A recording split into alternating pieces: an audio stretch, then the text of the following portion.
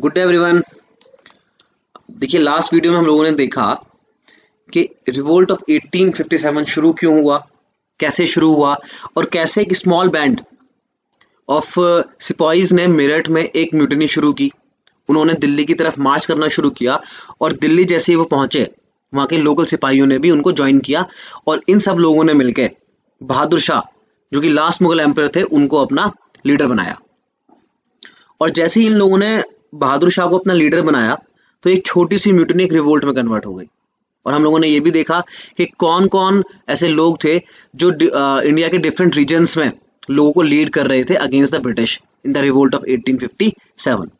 अब यहाँ हम लोग देखेंगे इस वीडियो में कि इस रिवोल्ट को ब्रिटिश लोगों ने दबाया कैसे, सप्रेस कैसे किया और कौन से ऐसे रीजन्स थे जिनकी वजह से British were easily successful in suppressing this revolt. चलिए शुरू करते हैं हम लोग। The British sprung into action and the revolt was suppressed. The British captured Delhi on September 20, 1857। British लोगों जैसे ही रिवोल्ट शुरू हुआ तो ब्रिटिश लोगों ने इसके खिलाफ एक्शन लेना शुरू किया और रिवोल्ट को जल्दी ही दबा दिया। सितंबर 20, 1857 को इन लोगों ने दिल्ली को वापस कैप्चर कर लिया। Bahadur Shah, the Mughal empire who became the symbol of resistance and revolution of 1857 was taken prisoner and was exiled to Rangoon. Bahadur Shah जो कि लास्ट मुगल एम्पायर थे उनको बंदी बना लिया गया और उनको रंगून में रहने के लिए भेज दिया गया ताकि अब वो फर्दर किसी और म्यूटिनी के, फर्दर किसी और रिवोल्ट के वो लीडर ना बन सके, उस रिवोल्ट को वो मोमेंटम ना मिल पाए जो कि इस रिवोल्ट को मिला। Soon all the leaders of the revolt were either killed or captured। और जल्दी क्या हुआ कि जो अलग अलग रीजन्स में जो लीडर्स थे जो लोगों को लीड कर रहे थे अगेंस्ट द ब्रिटिश गवर्नमेंट उनको या तो बंदी बना लिया गया या उनको एग्जीक्यूट कर दिया गया। By the end of 1859, British regained control. By the end of 1859, British regained control and their authority was re-established। और 1859 के एंड तक आते आते ब्रिटिश लोगों ने जितनी भी टेरिटरी में रिवोल्ट शुरू हुआ था उसका कंट्रोल अपने हाथों में वापस ले लिया और अपनी ऑथोरिटी को रिस्टैब्लिश कर लिया। इस स्लाइड में हम लोग देखेंगे कि कौन कौन से ऐसे रीजंस थे जिनकी वजह से British were successful in easily suppressing this revolt. चलिए शुरू करते हैं हम लोग। The revolt of 1857 did not echo in every part of India. Most of India remained unaffected by the revolt. The southern, eastern, and western part of India did not join the revolt, as in these areas, earlier uprisings were brutally suppressed by the company. देखिए 1857 के revolt में India के हर हिस्से ने भाग नहीं लिया। Mainly ये रिवोल्ट नॉर्थ इंडिया में ही रहा, यूपी, बिहार, राजस्थान, हरियाणा etc। हरियाणा में भी इसका इम्पैक्ट बहुत थोड़ा रहा क्योंकि देखिए क्या है कि साउथ, ईस्टर्न और वेस्टर्न इंडिया में बहुत सारी अपराइजिंग्स 1857 के पहले ब्रिटिश लोगों के खिलाफ हो चुकी थी और उन अपराइजिंग्स को ब्रिटिश लोगों ने इतना ब्रूटली तरीके से सप्रेस किया कि अब उन लोगों में इतनी हिम्मत, उन लोगों में इतनी शक्ति भी नहीं बची थी कि वो किसी नए रिवोल्ट का हिस्सा बन सके। Since many areas did not participate in the revolt could not gain the momentum it needed to succeed. अब चूंकि बहुत बड़ा पार्ट इंडिया का ऐसा था कि जिसने इस 1857 के रिवोल्ट में हिस्सा ही नहीं लिया तो इस वजह से इस रिवोल्ट को वो मोमेंटम नहीं मिल पाया जिसकी इसको जरूरत थी सफल होने के लिए। Point number 2, all sections of society did not support the revolt as it was in their interest that the British and their administration remain unscathed। For example, the new class of zamindars who came into existence due to the rule and policies of the company, these zamindars even supported the company against the revolt। देखिए कुछ लोग ऐसे थे India में जो कि उस time पे बहुत ही बोल सकते हैं कि लग्जूरियस जिंदगी जीते थे ब्रिटिश लोगों की वजह से ही।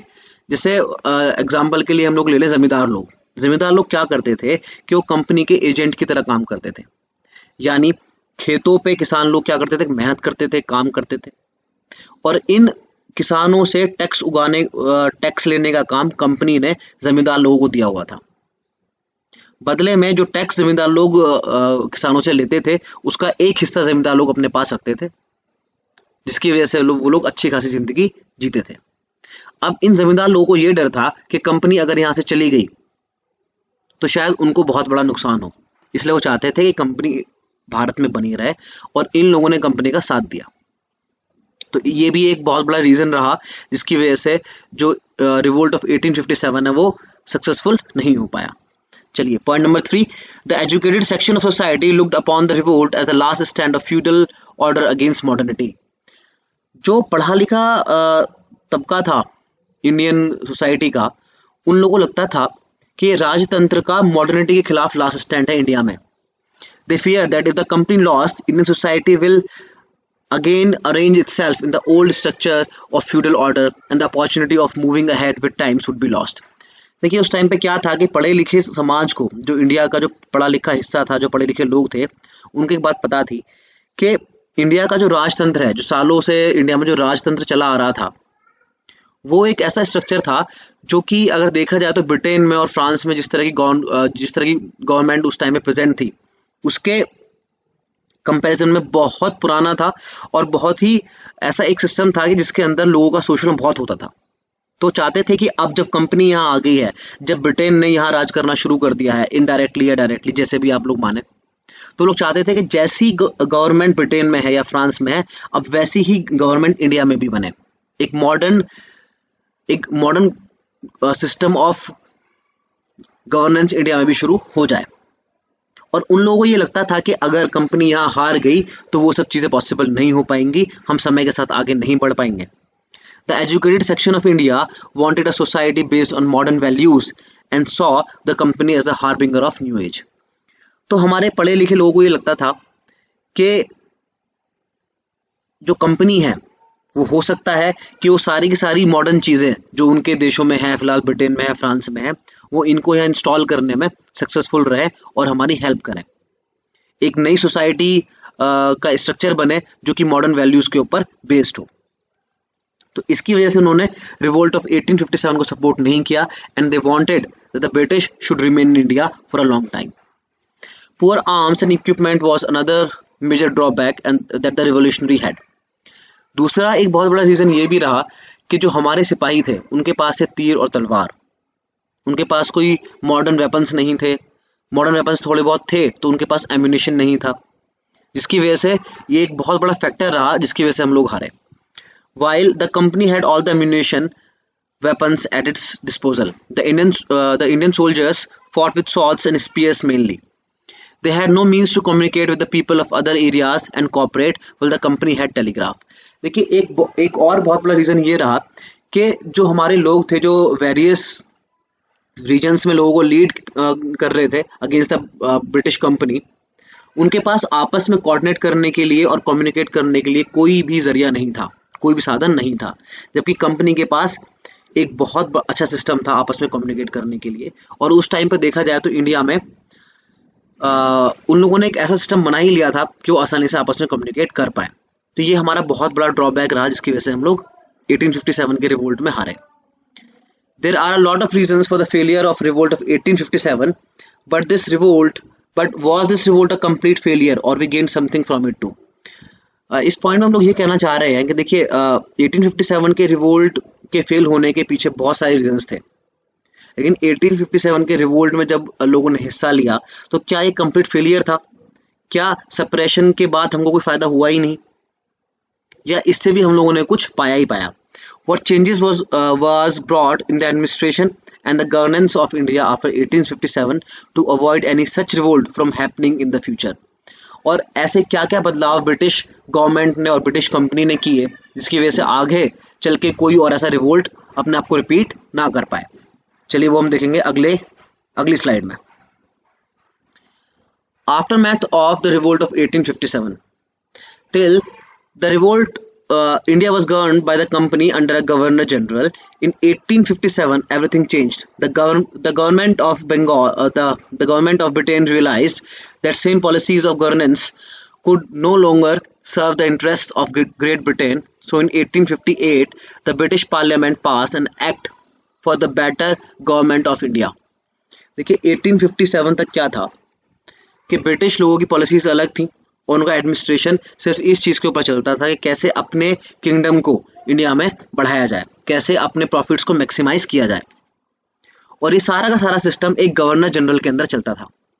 लेकिन जैसे ही 1857 का रिवोल्ट हुआ तो ब्रिटिश गवर्नमेंट को ये रियलाइज़ हुआ कि जो अर्लियर पॉलिसीज़ हैं एडमिनिस्ट्रेशन की या हर चीज़ की, वो अब उनके इंटरेस्ट में नहीं है अगर वो उन्हीं चीज़ों पे चलते हैं, अगर वो उन्हीं जो भी उनका जो एक सिस्टम था उसी पे चलते हैं, तो 1857 के जैसा और भी रिवोल्ट होने की संभावनाएं हैं।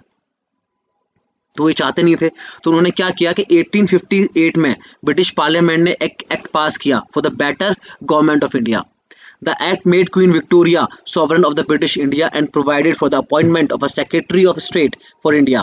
He was to be a member of British cabinet. तो इस एक्ट के मुताबिक अब क्वीन विक्टोरिया डायरेक्टली इंडिया की शासक बन गई और उनके एक एजेंट की तरह सेक्रेटरी ऑफ स्टेट को अपॉइंट किया गया, जो कि ब्रिटिश कैबिनेट का एक मेंबर होता था उस टाइम पे। तो इससे पहले क्या था कि कंपनी ही इंडिया को रूल कर रही थी और ब्रिटिश गवर्नमेंट उसके लिए बिल्कुल रिस्पॉन्सिबल नहीं थी। लेकिन इस एक्ट के बाद क्वीन विक्टोरिया, जो कि ब्रिटेन की भी शासक थी, अब वो इंडिया की भी शासक बन गई। तो इसका मतलब ये हुआ कि अब ब्रिटिश गवर्नमेंट इंडिया के एडमिनिस्ट्रेशन के लिए डायरेक्टली रिस्पॉन्सिबल बन गई। चलिए हम लोग आगे चलते हैं।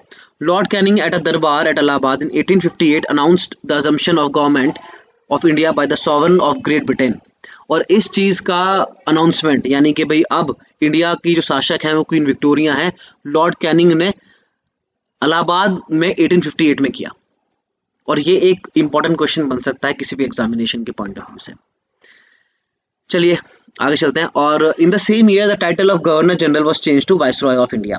और इसी साल में जो गवर्नर जनरल था अब तक, उसका नाम चेंज करके हम लोग क्या कर दिया, वाइसरॉय कर दिया। तो ये भी एक क्वेश्चन आपके एग्जाम में पूछा जा सकता है कि किस ईयर में the title of governor general was change to viceroy of India. The era of annexation and expansion had ended, and the Britain promised to respect the dignity and rights of the native princes. तो 1857 के revolt के बाद 1858 में British लोगों ने ये announce किया कि अब वो किसी और के ऊपर अटैक नहीं करेंगे, किसी और के एरिया को वो अब वो अनेक्स नहीं करेंगे। और एक जो एरिया था, एक इरा था जिसमें ब्रिटिश लोग अपनी टेरिटरीज को एक्सपेंड करना चाहते थे, वो अब एंड हो गया। इसके बदले में ब्रिटिश गवर्नमेंट ने ये मांगा कि जो नेटिव प्रिंसेस हैं, जो नेटिव किंगडम्स हैं, उनको ब्रिटिश क्राउन की सुपीरियरिटी को एक्सेप्ट करना पड़ेगा। चलिए आज की वीडियो में इतना ही, और आई होप के जो भी हम लोग मेहनत कर रहे हैं ये आपके एग्जाम्स में आपको थोड़ी सी हेल्प करे, आपके फायदे में रहे। And till then take care and good luck.